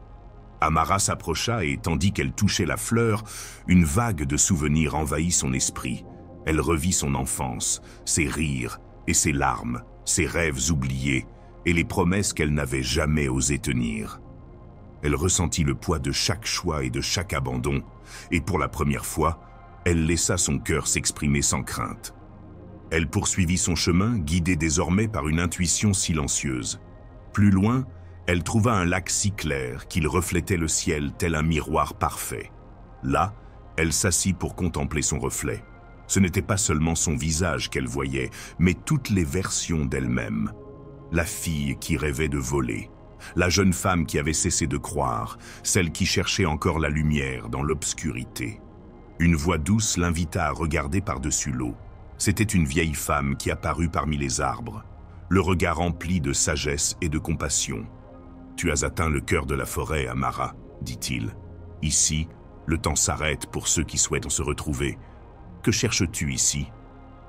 Amara sentit les mots jaillir du plus profond d'elle-même. « Je cherche la vérité que j'ai perdue. Je cherche la force d'être qui je suis vraiment, sans masque ni peur. » La vieille femme hocha la tête en souriant. « La forêt t'a révélé ce que tu cachais. Il est temps d'affronter ce que tu crains. La véritable rencontre ne se fait pas avec ce que tu es, mais avec ce que tu as évité d'être. » Puis la vieille femme prit la main d'Amara et la conduisit vers un sentier qui s'enfonçait dans les bois. L'air s'épaissit et les ombres semblèrent prendre forme, symbolisant les peurs et les doutes qu'Amara avait gardés enfouis. Elle devait avancer, non pas pour les fuir, mais pour les accueillir. Dans une clairière, elle rencontra une silhouette qui reflétait toutes ses peurs, l'insécurité, l'abandon, cette voix intérieure qui lui disait qu'elle n'était pas à la hauteur. Amara ressentit le poids de ces fantômes, mais cette fois, elle décida de ne pas fuir. Elle ferma les yeux et respira profondément. Elle laissa ses sentiments la traverser, sans résistance ni jugement. Lorsqu'elle ouvrit les yeux, la silhouette avait disparu, remplacée par un arbre qui fleurissait d'une lumière dorée. Amara comprit que la peur n'avait de pouvoir que lorsqu'on lui refusait son regard et que ce n'est qu'en l'acceptant qu'elle pouvait se transformer en force. La vieille femme revint à ses côtés. « Tu as parcouru le chemin le plus difficile, dit-il. Maintenant que tu as affronté tes ombres, tu peux retourner au monde le cœur libre et l'âme éveillée. Mais souviens-toi, la forêt n'est pas seulement un lieu extérieur à toi, mais un espace intérieur que tu peux toujours visiter. » Amara dit au revoir à la vieille femme et repartit. Bien que le chemin lui semblât le même, elle était différente. Chaque arbre, chaque murmure du vent, chaque ombre en mouvement lui rappelait que la transformation n'était pas une destination, mais un voyage sans fin. Lorsqu'elle émergea de la forêt, la ville lui parut différente. Le bruit ne la submergeait plus, et l'agitation perdit son emprise sur son âme. Un doux feu brûlait dans son cœur, une flamme d'authenticité qui l'invitait à vivre avec courage et vérité. Les jours suivants, Amara partagea son expérience avec ceux qui voulaient bien l'écouter, non pas pour servir de guide, mais pour allumer chez les autres l'étincelle de la découverte de soi. Elle savait que la forêt éternelle était un cadeau pour quiconque était prêt à regarder en lui-même, à cheminer parmi ses propres ombres et à s'éveiller. Et ainsi le murmure de la forêt éternelle continuait d'appeler, non pas ceux qui cherchaient des réponses faciles, mais ceux qui aspiraient à réveiller l'écho profond de leur propre existence, ceux qui comprenaient que la véritable aventure ne réside pas dans la conquête du monde, mais dans la découverte du mystère qui habite le cœur humain. La cité des miroirs. Il était une fois une ville toute de miroirs. Ses rues, ses maisons, ses places, tout reflétait le ciel, les nuages et les visages de ses habitants. Les habitants de cette ville se déplaçaient au milieu d'une infinité de reflets où chaque pas était une rencontre avec une image différente d'eux-mêmes et du monde qui les entourait. La ville s'appelait Lumina et sa beauté était légendaire. Les visiteurs étaient fascinés par les jeux d'ombre et de lumière, par la sensation de déambuler dans un espace suspendu entre réalité et réflexion, entre présent et souvenir. Mais pour ceux qui y vivaient, la cité des miroirs était un labyrinthe, à la fois physique et émotionnel. Car lorsqu'ils se regardaient, ils voyaient non seulement leur image extérieure, mais aussi des fragments de leurs désirs, de leurs peurs et de leurs secrets les plus profonds, multipliés par chaque surface brillante. Parmi ses habitants se trouvait un homme nommé Elias. Cet artiste était venu à Lumina en quête d'inspiration pour peindre l'inédit, l'intangible qui habite l'âme. Mais il découvrit bientôt que la ville, avec son éclat hypnotique, le confrontait à un paradoxe. Plus il cherchait à créer hors de lui-même, plus il se perdait dans son propre reflet. Chaque jour, Elias arpentait les rues, observant son image se fragmenter en 1000 reflets différents. Dans l'un, il voyait un homme heureux, entouré d'amis et de rires. Dans un autre, quelqu'un de solitaire, accablé par la culpabilité et les regrets. Dans un autre encore, un rêveur qui osait toucher le ciel de ses mains. Aucun de ces Elias ne semblait être le vrai, et pourtant, en même temps, ils l'étaient tous. Un après-midi, alors que le soleil se couchait derrière la ville et que ses reflets prenaient des teintes dorées, Élie était assis devant un grand miroir sur la place centrale. Le miroir était si haut qu'il semblait toucher les nuages et sa surface si claire qu'elle ressemblait à un portail vers un autre monde. Il fixa son reflet pendant des minutes, cherchant quelque chose qu'il ignorait. Et puis, quelque chose d'inattendu se produisit. Le reflet se mit à bouger tout seul, se détachant de la surface et devenant un être d'ombre et de lumière. « Qui es-tu » demanda Élie, à la fois étonné et effrayé. « Je suis l'image que tu crois être et celle que tu crains d'être, » répondit doucement la silhouette. « Je suis le miroir qui renferme toutes tes vérités et tous tes mensonges. » Elias voulait détourner le regard, mais quelque chose dans cette silhouette le maintenait immobile. « Pourquoi viens-tu maintenant » demanda-t-il. « Parce que tu as atteint la limite de ta quête extérieure » dit la silhouette. « La véritable inspiration ne réside pas dans le monde que tu vois, mais dans celui que tu portes en toi. Mais pour la trouver, tu dois cesser de chercher dans les reflets et regarder au-delà. » Elias sentit une porte s'ouvrir dans sa poitrine. Il réalisa qu'il s'était enfui de lui-même, se réfugiant dans les images et les apparences, craignant d'affronter la vérité qui se cachait sous la surface. « Comment puis-je regarder au-delà » demanda-t-il d'une voix tremblante. Tu dois apprendre à voir sans yeux, à entendre sans oreilles, à sentir sans toucher, répondit la silhouette. L'art que tu recherches est celui de la présence, de la rencontre authentique avec soi-même. À cet instant, la silhouette se dissout en 1 million de fragments de lumière qui se dispersent dans toute la ville, et Elijah sentit quelque chose en lui s'éveiller. Pendant des jours, Elias s'est retiré dans une petite pièce sans miroir ni fenêtre, un espace vide où seul le silence et sa respiration existaient. Là, il a appris à regarder sans juger, à ressentir sans peur, à être simplement. Il ne cherchait pas à peindre des images parfaites, mais plutôt à exprimer ce qui surgissait du plus profond de son être. Lorsqu'il traversa à nouveau Lumina, la ville n'était plus un labyrinthe de reflets, mais un lieu aux possibilités infinies. Chaque miroir semblait raconter une histoire différente, non pas parce qu'il modifiait son image, mais parce qu'il avait changé sa façon de voir. Un matin, Elias organisa une exposition sur la place centrale. Il ne présentait ni portrait ni paysage, mais des espaces vides, des couleurs vibrantes, des sons qui suscitaient des émotions. Il invitait les habitants à regarder au-delà de leurs propres reflets, à rencontrer l'essence qui ne se reflète dans aucun miroir. Les gens sont venus avec curiosité et ont progressivement compris que la ville n'était pas seulement un lieu d'image, mais un miroir de l'âme, que chaque personne portait en elle un univers infini, capable de créer, de transformer et de guérir. Parmi les visiteurs se trouvait une petite fille qui s'est approchée d'Elias avec un sourire timide. « Puis-je peindre avec toi ?» demanda-t-il. Il hocha la tête et ensemble ils commencèrent à dessiner non pas ce qu'ils voyaient, mais ce qu'ils ressentaient, donnant de la couleur au silence et des formes aux rêves. Ainsi, la cité des miroirs cessa d'être une prison de reflets fragmentés et devint un atelier où chaque âme pouvait révéler sa lumière unique, au-delà des apparences. Et Élie comprit que le véritable art ne consistait pas à saisir la réalité extérieure, mais à découvrir la vérité intérieure, celle qui ne se reflète dans aucun miroir, mais qui illumine tout lorsqu'elle est acceptée et embrassée. Le jardin des lumières perdues. Dans un coin oublié du monde, au-delà des montagnes qui semblaient toucher le ciel et des rivières qui chantaient des chants anciens, existait un jardin que personne ne découvrait 2 fois. Certains disaient que c'était un lieu né d'un rêve, d'autres que c'était le murmure de la terre quand personne ne le regardait. Mais pour ceux qui le visitaient, le jardin des lumières perdues était un sanctuaire de magie et de mystère. Le jardin n'avait ni plan ni sentier balisé. Il n'apparaissait que pour ceux qui étaient prêts à affronter leurs ombres intérieures et à accueillir la lumière qu'ils portaient en eux. On disait qu'en ce lieu, toute lumière perdue, qu'il s'agisse d'un rêve abandonné, d'un amour oublié, d'un espoir évanoui, trouvait refuge pour briller à nouveau. Mara, une femme au regard profond et à l'âme agitée, cherchait ce jardin depuis des années. Elle avait sillonné villages, déserts et villes, en quête de réponses qui ne lui étaient jamais venues par les mots. Elle ressentait un vide qui l'habitait depuis l'enfance, une absence subtile que ni le temps ni la compagnie ne pouvaient combler. Au fond d'elle-même, elle savait que c'était seulement là, dans ce jardin inconnu, qu'elle pourrait se retrouver.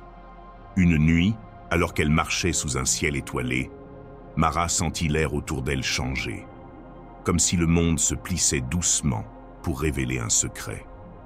Une traînée de lumière tamisée apparut entre les arbres, traçant un chemin qu'elle n'avait jamais vu auparavant. Sans hésiter, elle suivit ce chemin lumineux, laissant derrière elle le bruit et l'agitation du quotidien. En arrivant au jardin, elle se retrouva dans un lieu qui semblait suspendu dans le temps. Des fleurs, aux couleurs inouïes, poussaient parmi les mauvaises herbes, et de minuscules lumières dansaient parmi les feuilles, telles des lucioles dotées d'une âme. L'air était empli d'un doux parfum ancien, et un silence paisible enveloppait tout.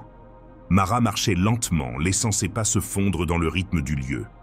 Puis, au milieu du jardin, elle découvrit un lac cristallin, dont la surface reflétait non seulement le ciel, mais aussi des images du passé, du présent et de l'avenir. Elle s'approcha du bord et vit des scènes de sa vie s'y projeter, moments heureux, décisions difficiles, amours perdus et rêves oubliés. Elle sentit une boule dans sa gorge, car elle comprenait que toutes ces lumières perdues n'étaient que des fragments d'elle-même, des parties qu'elle avait abandonnées pour se protéger de la douleur et de l'incertitude. À cet instant, elle comprit que le jardin n'était pas seulement un refuge pour ses lumières, mais un miroir pour son âme, l'invitant à recueillir chacune d'elles et à lui donner un sens nouveau. Soudain, une voix douce rompit le silence. « Tu es arrivée, Mara. » Elle se retourna et vit un homme au regard serein et au sourire chaleureux, vêtu de vêtements simples mais lumineux. C'était le gardien du jardin, celui qui veillait sur les lumières parasites pour qu'elles ne s'éteignent pas. « Qui es-tu » demanda Mara, toujours excitée. « Je suis celui qui se souvient » répondit-il. Non pas un gardien au sens traditionnel du terme, mais un compagnon sur le chemin de la redécouverte. Ici, chaque lumière que vous rencontrez est un pas vers la réconciliation avec vous-même. Mara sentit ces mots la toucher profondément.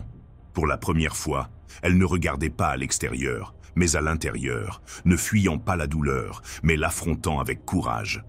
L'homme la conduisit dans un coin du jardin où des lumières flottaient, suspendues dans l'air pulsant d'une faible lueur. « Ce sont vos lumières perdues, dit-il. Chacune d'elles porte une histoire, un rêve qui ne s'est pas éteint, qui attendait simplement qu'on s'en souvienne. » Mara tendit la main et toucha une petite lumière bleue qui vacillait faiblement. En un instant, elle fut transportée dans un souvenir d'enfance, lorsqu'elle rêvait de peindre le monde avec des couleurs inconnues. Elle se souvint de la passion pure qu'elle avait alors et comment elle l'avait laissée s'éteindre de peur de ne pas être à la hauteur. Des larmes coulèrent sur ses joues, mais au lieu de tristesse, elle ressentait un feu renouvelé. « Je peux rêver à nouveau », murmura-t-il.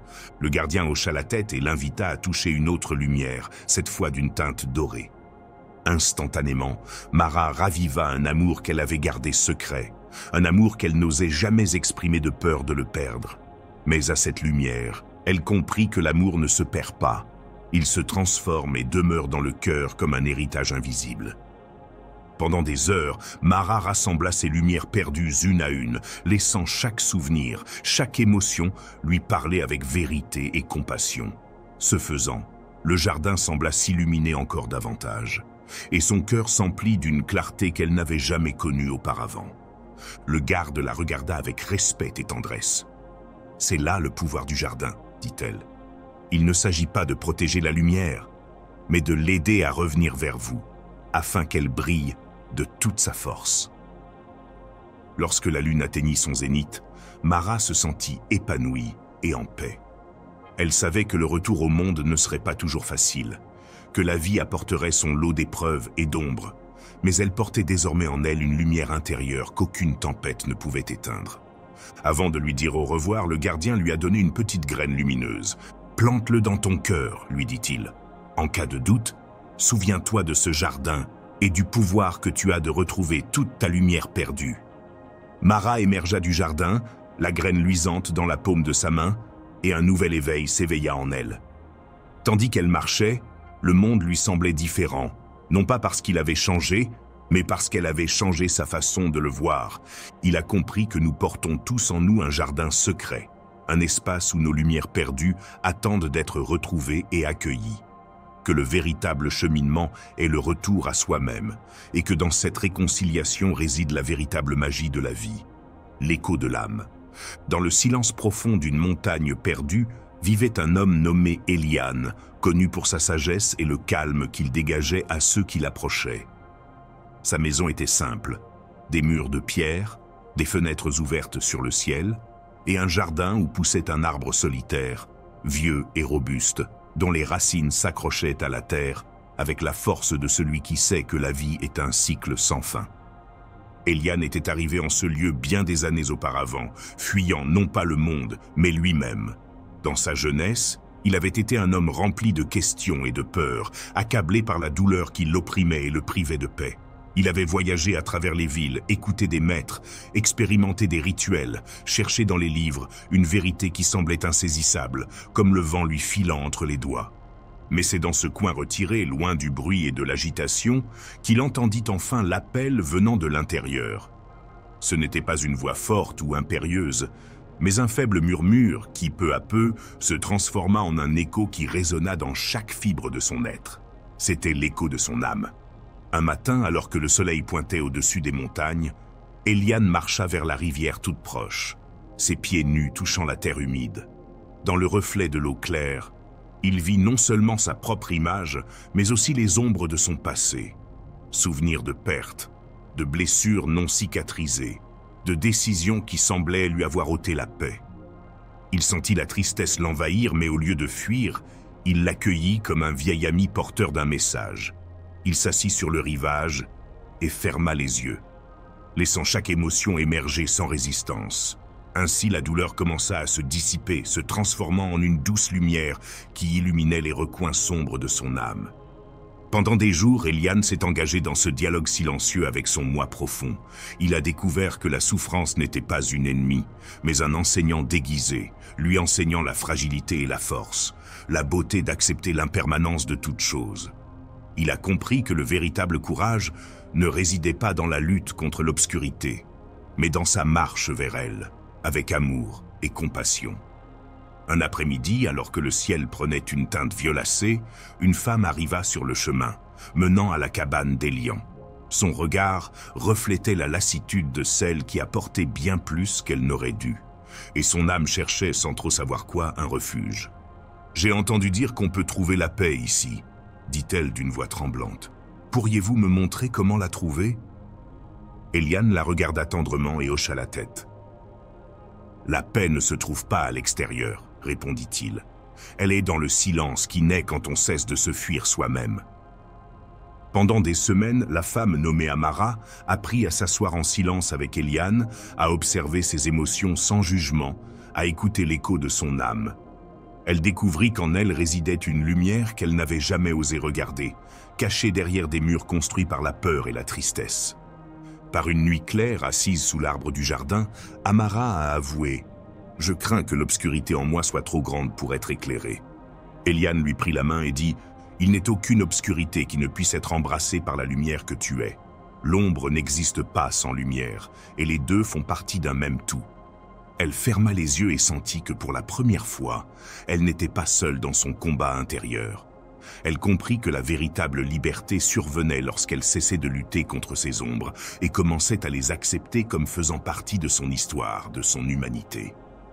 Le temps passa, et Eliane et Amara vécurent tous deux une profonde transformation. Leurs âmes s'entremêlèrent sur un chemin commun où la vulnérabilité devint force, et la compassion pour soi et pour les autres, passerelle vers la guérison.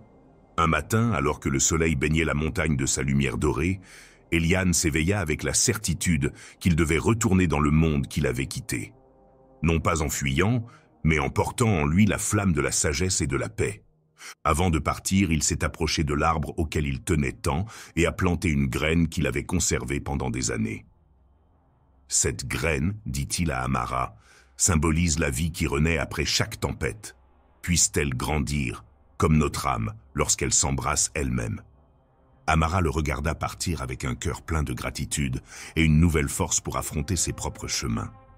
Les jours se transformèrent en mois, et la graine devint un jeune arbre, vibrant et plein de vie. Amara resta sur la montagne, accompagnant ceux qui, comme elle, cherchaient la lumière dans l'ombre. L'écho de l'âme, ce murmure qu'Eliane avait entendu il y a tant d'années, vibrait désormais dans de nombreux cœurs, leur rappelant que la vraie paix n'est pas l'absence de conflit, mais l'acceptation aimante de notre totalité.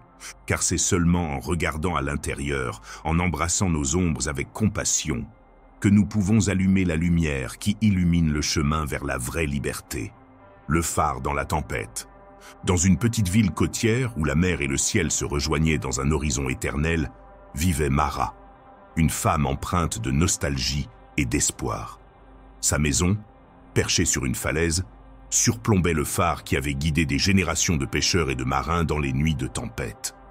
Pour Mara, ce phare était bien plus qu'une structure de pierre et de lumière. C'était un symbole vivant de résilience, de foi et d'un amour indéfectible. Il y a de nombreuses années, alors que Mara n'était qu'une jeune femme pleine de rêves, sa vie a changé à jamais.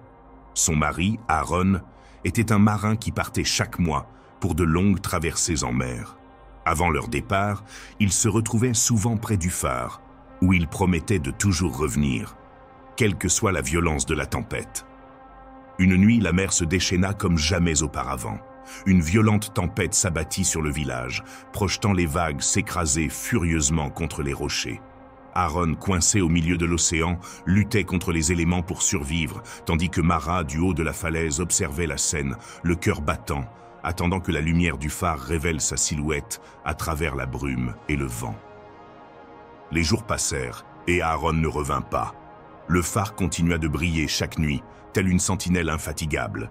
Mais pour Mara, l'espoir commença à s'estomper dans un océan de doute et de silence.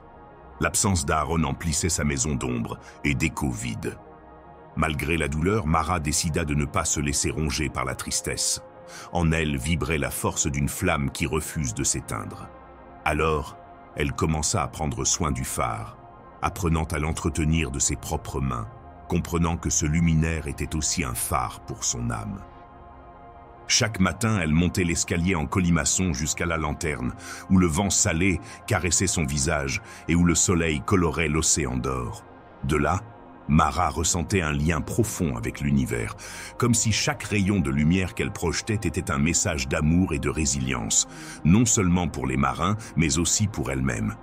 Au fil du temps, les habitants de la ville commencèrent à la considérer non seulement comme la femme qui prenait soin du phare, mais aussi comme un symbole d'espoir. Sa présence constante et sereine devint un refuge pour ceux qui affrontèrent leurs propres tempêtes, leurs peurs et leurs propres pertes. Un jour, un garçon nommé Léo s'est approché de Mara avec un regard curieux. « Pourquoi continuez-vous à surveiller le phare si Aaron n'est jamais revenu ?» demanda-t-elle innocemment. Mara le regarda tendrement et répondit « Parce que dans ce phare, je trouve la force de continuer. Car la lumière ne guide pas seulement les navires, elle éclaire aussi les chemins qui se cachent parfois dans l'obscurité de nos cœurs. » Léo, sans vraiment comprendre, commença à l'accompagner dans son travail, apprenant que prendre soin de cette lumière, c'était prendre soin de la vie elle-même, cette force invisible qui nous pousse à nous relever après chaque chute. Les années passèrent, et Mara trouva un sens profond à cette routine. La tristesse persistait, mais ce n'était plus un fardeau insupportable. C'était plutôt un fleuve qui coulait au rythme de son existence, lui apprenant la patience, la confiance dans le temps et la sagesse qui naît du silence. Une nuit, alors que le ciel s'éclaircissait après une tempête, Mara aperçut au loin une petite embarcation s'approcher lentement du rivage. Son cœur s'emballa. Un tourbillon d'émotions la submergea. En s'approchant, elle reconnut la silhouette d'Aaron, marquée par l'âge et les blessures, mais vivante. Aaron lui raconta que pendant la tempête, il s'était retrouvé coincé sur une île inconnue, un lieu qui semblait figé dans le temps. Là, il avait appris à écouter la voix de la nature et son propre esprit. Il avait affronté ses peurs les plus profondes et trouvé une paix qu'il n'avait jamais imaginée. Les retrouvailles n'étaient pas seulement le retour de l'homme disparu, mais l'union de deux âmes qui avaient connu la douleur et la transformation. Mara et Aaron comprenaient que le véritable amour ne se mesure pas à une présence constante, mais à la lumière qui reste allumée même au loin. Le phare demeurait leur foyer, leur symbole et leur refuge. Et même si la vie leur réservait de nouvelles tempêtes, ils savaient tous deux qu'ils pouvaient toujours revenir à cette lumière intérieure qui les guidait, au-delà du temps et de la douleur. Le jardin des murmures. Dans un coin oublié du monde, où le temps semblait s'écouler à un rythme différent, existait autrefois un jardin. Ce n'était pas un jardin ordinaire, mais un lieu magique où les fleurs non seulement poussaient, mais recelaient aussi secrets et rêves. Les villageois l'appelaient le jardin des murmures, car lorsque le vent balayait ses sillons, il semblait porter des voix lointaines et anciennes que seuls les cœurs ouverts pouvaient entendre. Là vivait Elara, une femme au regard serein et aux mains douces, chargée de prendre soin de ce sanctuaire vivant. Depuis son enfance, elle ressentait un lien particulier avec ce lieu, comme si son âme était intimement liée à chaque feuille, à chaque pétale. Pour elle, le jardin n'était pas seulement un espace physique, mais un refuge pour l'âme, un temple où émotion et nature fusionnaient en harmonie. Elara avait appris des anciens que le jardin répondait aux émotions humaines. Les fleurs s'épanouissaient ou se fanaient selon la joie, la tristesse ou l'espoir qui flottait dans l'air. Ainsi, à chaque saison, Elara prenait le temps non seulement de soigner les plantes, mais aussi d'écouter le murmure invisible émanant de ses propres émotions. Un jour, un homme nommé Kian arriva au village, errant et silencieux, le regard rempli d'une douleur qui semblait ancienne. Son arrivée éveilla la curiosité et une certaine réserve parmi les villageois, car personne ne savait d'où il venait ni quelle était son histoire. Kian marchait lentement, comme à la recherche de quelque chose qu'il avait perdu, et ses pas le menèrent inévitablement au jardin des murmures. En trouvant Elara au milieu des couleurs vibrantes et des arômes enivrants, quelque chose en lui changea. Sans un mot, elle lui offrit de l'eau fraîche et lui montra les fleurs qui semblaient raconter des histoires avec leurs couleurs intenses et leurs délicats mouvements au vent. « Ce jardin ne vit pas seulement de la terre, lui dit-elle. Il respire aussi l'âme de ceux qui le visitent. Les émotions y trouvent leur écho. » Kian écoutait attentivement, ressentant pour la première fois un calme qu'il n'avait pas connu depuis des années. À cet instant, le jardin commença à changer pour lui. Les fleurs s'épanouirent d'une lumière nouvelle, comme si elles répondaient à un espoir caché au plus profond de lui. Au fil des jours, Kian retourna au jardin, partageant silencieusement sa présence avec Elara. Elle, à son tour, lui apprit à observer non seulement avec les yeux, mais aussi avec le cœur. Elle lui montra comment chaque fleur, chaque branche pouvait refléter ce que l'on porte en soi, les blessures et les joies, les certitudes et les peurs. Un après-midi, à l'ombre d'un vieux chêne, Kian parla enfin. « J'ai porté une tristesse qui m'a longtemps habité et que je n'arrive pas à abandonner, a-t-elle avoué. J'ai perdu ceux que j'aimais, et avec eux, j'ai aussi perdu une partie de moi-même.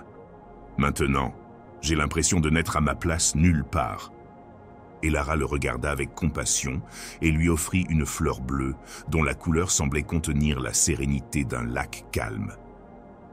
Cette fleur symbolise l'acceptation. Elle n'est pas facile à trouver, mais quand on la trouve, on commence à guérir. Le jardin peut vous aider si vous êtes prêt à vous écouter. Kian entama alors un voyage intérieur, accompagné par le jardin. Jour après jour, il apprit à affronter ses ombres, à faire place à la douleur sans la laisser le définir. Il découvrit que la tristesse recelait aussi l'espoir, et qu'accepter cette dualité faisait partie du chemin vers la liberté. Elara et Kian échangèrent des silences riches de sens. Il apprit à s'ouvrir à nouveau à la vie, à croire en la possibilité d'une renaissance. Et le jardin, tel un miroir vivant, s'épanouit d'une beauté renouvelée, comme si la terre célébrait chaque pas vers la guérison. Un jour, alors que le soleil se couchait, dorant le ciel, Kian demanda à Elara: « Pensez-vous que l'amour puisse retrouver son chemin, même après tant de pertes ?» Elle lui sourit et lui montra une petite plante qui poussait timidement entre les pierres. L'amour trouve toujours un chemin, même dans les endroits les plus inattendus. Parfois, il suffit d'ouvrir son cœur pour qu'il puisse s'épanouir à nouveau. Au fil du temps, Kian décida de rester au village.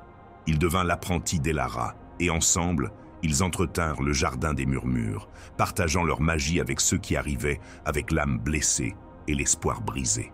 Le jardin est devenu un lieu de rencontre et de transformation, où la nature et l'esprit s'embrassent pour nous rappeler que, bien que la douleur fasse partie de la vie, il y a toujours de la place pour la lumière, pour le renouveau, pour l'amour. Et ainsi, dans ce coin oublié, au milieu des murmures et des fleurs, la vie a continué, nous enseignant que dans la vulnérabilité réside la force la plus profonde et que chaque âme, comme chaque pétale, mérite d'être entendue et aimée. La ville sans horloge. Il n'y a pas si longtemps, dans une ville appelée Varys, un événement étrange se produisit. Les horloges avaient tout simplement cessé de fonctionner. Ce n'était pas un dysfonctionnement courant, mais un arrêt complet, comme si le temps s'était figé pour elles. Les aiguilles ne bougeaient pas. Les aiguilles numériques affichaient toujours la même heure fixe, et personne ne comprenait pourquoi. Varys était une ville dynamique et active, peuplée de gens qui dépendaient du temps pour tout, aller au travail, se réunir et gérer leur temps. Mais lorsque le temps s'arrêtait, le chaos s'installait. Au début, les gens ont tenté d'ignorer le phénomène, pensant qu'il s'agissait d'un incident passager. Mais les jours passèrent, et les horloges restèrent silencieuses. L'incertitude commença à s'emparer de la ville. Les usines cessèrent leur production, les commerces fermèrent, et la routine quotidienne s'effondra. Au milieu de cette confusion, Elena apparut, une jeune ingénieure à l'esprit curieux et déterminé. Depuis son enfance, Elena était fascinée par le temps, non seulement comme mesure, mais aussi comme concept. Pour elle, le temps était le fil invisible qui maintenait le monde. Elena commença à enquêter. Elle visite chaque horloge, ancienne comme récente, à la recherche d'une explication technique. Elle démonta les mécanismes, étudia les circuits et interrogea des experts. Mais tout semblait intact. Il n'y avait aucun dommage ni sabotage. Un jour, alors qu'il se promenait dans un parc désert, il trouva un vieux cadran solaire couvert de mousse, oublié parmi les arbres. Il l'observa attentivement et ressentit une étrange connexion. Puis il se souvint d'une phrase de son grand-père. « Le temps n'est pas seulement une mesure, c'est un état d'être. » Intriguée, Elena décida d'enquêter sur l'histoire de Varys. À la bibliothèque, elle découvrit des récits anciens relatant un phénomène similaire survenu des siècles auparavant, lorsque la cité traversa une grave crise spirituelle. Selon ces récits, le temps s'arrêta lorsque l'humanité oublia son essence et se perdit dans un contrôle excessif et une obsession de l'efficacité. Elena a compris qu'arrêter les horloges n'était pas seulement un problème technique, mais une vocation. Un message pour que la ville s'arrête, réfléchisse et trouve un nouvel équilibre. Inspirée, elle a organisé des rencontres avec les citoyens. Au début, beaucoup étaient sceptiques, mais peu à peu, ils ont commencé à écouter. Elena a parlé de l'importance de vivre le moment présent, de la nécessité de valoriser les moments simples et de cesser de mesurer la vie en secondes et en minutes. Au fil du temps, les gens ont commencé à changer leur mode de vie. La ponctualité stricte est devenue moins importante et ils ont commencé à apprécier les conversations tranquilles, les promenades et la musique. Des groupes se sont formés pour partager des histoires, danser sur les places et peindre des fresques murales célébrant la vie. La ville, autrefois obsédée par la précision, commença à battre à son propre rythme, plus humaine et plus libre. Les liens se renforcèrent, la créativité s'épanouit et, bien que le temps restât figé sur les horloges, Varys se sentait plus vivante que jamais. Une nuit, alors qu'Elena marchait dans les rues éclairées par les lanternes, elle sentit une douce brise et entendit le tic-tac d'une vieille tour. Elle s'approcha et vit que l'horloge du clocher avait recommencé à tourner lentement, marquant le début d'une nouvelle ère. Elena sourit, sachant que le temps ne s'était pas vraiment arrêté. Il avait changé de sens, et la ville avait appris à vivre au-delà des aiguilles, au-delà des heures. Varys mesurait à nouveau le temps, mais avec un respect nouveau. Il savait désormais que la vraie valeur ne réside pas dans les minutes qui passent, mais dans la qualité avec laquelle elles sont vécues. Le phare au crépuscule. Dans un village côtier isolé appelé Marisma, où l'océan semblait murmurer d'éternels secrets, vivait un homme nommé Matteo. C'était le gardien du phare, un solitaire qui avait hérité du métier de son père et de son grand-père. Le phare se dressait fièrement sur la plus haute falaise, surveillant les eaux profondes et sombres, guidant les marins vers la sécurité du port. Matteo accomplissait sa tâche depuis des années. Il allumait la lumière chaque soir et l'éteignait à l'aube. Observait le ciel étoilé et le flux, et le reflux incessant des vagues. Mais en lui vivait un vide, une nostalgie qu'il ne pouvait nommer, un désir qui semblait aussi vaste que l'océan lui-même. Chaque soir, après avoir vérifié les machines, Matteo s'asseyait au sommet du phare, contemplant l'horizon. Là, dans l'immensité de l'obscurité, il sentait le temps s'écouler, son âme se dissoudre dans le silence du monde. C'était un instant sacré, un instant où tout le superflu disparaissait pour ne laisser que l'essentiel. Un jour, alors qu'il triait ses instruments, il trouva une vieille lettre, oubliée parmi les livres ayant appartenu à son grand-père. La lettre lui était adressée, bien qu'il ne l'ait jamais vue auparavant. Les mains tremblantes, il l'ouvrit et commença à lire. Ces mots évoquaient un amour perdu, un rêve irréalisable, un phare qui guidait non seulement les navires, mais aussi les cœurs perdus. Son grand-père confessait que la lumière du phare était plus qu'un symbole. C'était un pont entre le passé et le présent, un phare pour les âmes en quête de leur chemin. Matteo ressentit un frisson. Pour la première fois, il comprit que sa solitude n'était pas une punition, mais une mission. Il était le gardien non seulement de la lumière physique, mais aussi de l'espoir et de la mémoire de ceux qui avaient aimé et perdu, de ceux qui cherchaient la rédemption. Cette nuit-là, tandis que la lumière du phare tourbillonnait dans sa danse habituelle, Matteo décida d'ouvrir les portes du phare aux habitants. Il organisa un rassemblement, invitant ses voisins à partager leurs histoires, leurs chagrins et leurs rêves dans la lumière vacillante qui perçait l'obscurité. Au début, les gens arrivaient avec hésitation, timidité et méfiance. Mais bientôt, les mots ont commencé à affluer. Des histoires d'amour impossible, de pertes profondes, d'espoir caché au fond du cœur. Le phare est devenu un sanctuaire pour les âmes, un lieu où le deuil pouvait être partagé et où la lumière guidait non seulement les navires, mais aussi les cœurs. Matteo réalisa que sa propre tristesse s'allégeait à chaque histoire, que la communauté était renforcée par une vulnérabilité partagée. La lumière du phare brillait désormais avec une intensité nouvelle, reflétant l'amour et les liens humains. Au fil du temps, la ville de Marisma a changé. Ce n'était plus seulement un lieu marqué par la solitude et l'isolement, mais un refuge où les gens trouvaient réconfort et espoir. Et Matteo, le gardien du phare, a compris que son véritable héritage était ce phare invisible qui illuminait l'âme de chacun. Dans le silence de la nuit, tandis que la lumière tourbillonnait et que la mer chantait ses chants anciens, Matteo souriait. Il avait trouvé sa raison d'être, sa lumière intérieure. Et il savait que, tel un phare, sa lumière ne s'éteindrait jamais. Le murmure de la mer. Dans le village de Cala Serena, où la mer et le ciel semblaient se confondre dans une étreinte infinie, vivait un homme nommé Elias. Depuis son enfance, l'océan était son maître et son confident, le miroir où il découvrait ses pensées et ses émotions les plus intimes.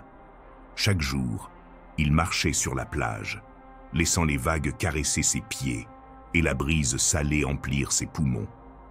Mais Elias n'était pas un pêcheur ordinaire. Cette mer, avec son immensité et son mystère, semblait lui parler dans un langage secret que lui seul pouvait comprendre. Ce n'était pas seulement les bruits de l'eau et du vent, mais les échos profonds de la vie et de la mort, des retrouvailles et des adieux, des rêves et des oublis. Dans ces moments de plus grande solitude, Elias écoutait attentivement, cherchant dans ce murmure les réponses que le monde humain lui refusait. Il avait tant perdu dans sa vie. La mort prématurée de sa mère l'avait laissé dans une solitude qu'aucune étreinte humaine ne pouvait apaiser. Son père, un homme sévère et distant, n'avait jamais pu combler ce vide. Alors Elias se réfugia dans la mer, dans ses secrets et son infinie patience. Un jour, alors qu'il marchait le long du rivage après une violente tempête, il trouva un objet étrange parmi les rochers. Un petit coquillage qui semblait briller d'une lumière propre. Il le ramassa avec précaution, sentant une douce chaleur irradier de l'intérieur. Il décida de le garder avec lui, tel un talisman, symbole d'espoir et de mystère. Cette nuit-là, tandis que la ville dormait et que les étoiles couvraient le ciel comme une couverture, Élie alla à la plage. Il s'assit sur le sable, porta le coquillage à son oreille et écouta. Il n'entendit pas la mer au dehors, mais un autre murmure, une voix douce et mélodieuse qui semblait l'appeler par son nom. Le cœur battant, il ferma les yeux et laissa cette voix le guider dans un voyage intérieur. Il vit des images de navires perdus dans le brouillard, de phares éteints en quête de lumière, d'âmes voguant à la recherche d'un foyer. Il ressentit la tristesse de ceux qui partaient sans dire adieu, l'espoir de ceux qui attendaient leur retour, et l'amour éternel que la mer recelait dans ses profondeurs. Quelques jours plus tard, Elias commença à comprendre que le coquillage n'était pas un simple objet, mais un canal entre son âme et l'océan, un pont qui lui permettait de communiquer avec l'invisible et le profond que nous portons tous en nous. À chaque écoute, il en apprenait davantage sur la nature éphémère de la vie et sur l'importance d'affronter l'incertitude avec courage et humilité. Sa relation avec la mer changea à jamais. Il ne voyait plus seulement la surface changeante, mais le mystère palpitant sous les vagues, l'histoire infinie que l'eau racontait dans son mouvement constant. Il découvrit que la mer est comme l'âme humaine, tantôt calme et transparente, tantôt tumultueuse et sombre, mais toujours reflet de l'éternité. Les gens remarquèrent le changement chez Elias. Il n'était plus le jeune homme solitaire qui évitait les autres, mais un homme serein et éclairé, capable d'écouter sans juger et de parler avec une sagesse née du silence intérieur. On le voyait souvent assis sur la plage, un coquillage à la main, partageant ses pensées avec ceux qui cherchèrent du réconfort. Un après-midi, une femme nommée Marina arriva au village. Venue de contrées lointaines, elle était guidée par des récits racontant l'histoire d'un homme qui avait écouté la mer et y avait trouvé la paix. Marina portait aussi ses propres blessures, une douleur profonde qu'elle ne savait comment apaiser. En Elias, elle trouva un compagnon de route, quelqu'un qui comprenait que la guérison ne résidait pas dans l'absence de douleur, mais dans la transformation de la souffrance en sagesse. Ensemble, ils ont partagé de longues conversations et des silences, laissant la mer témoigner de leur croissance et de leur renouveau.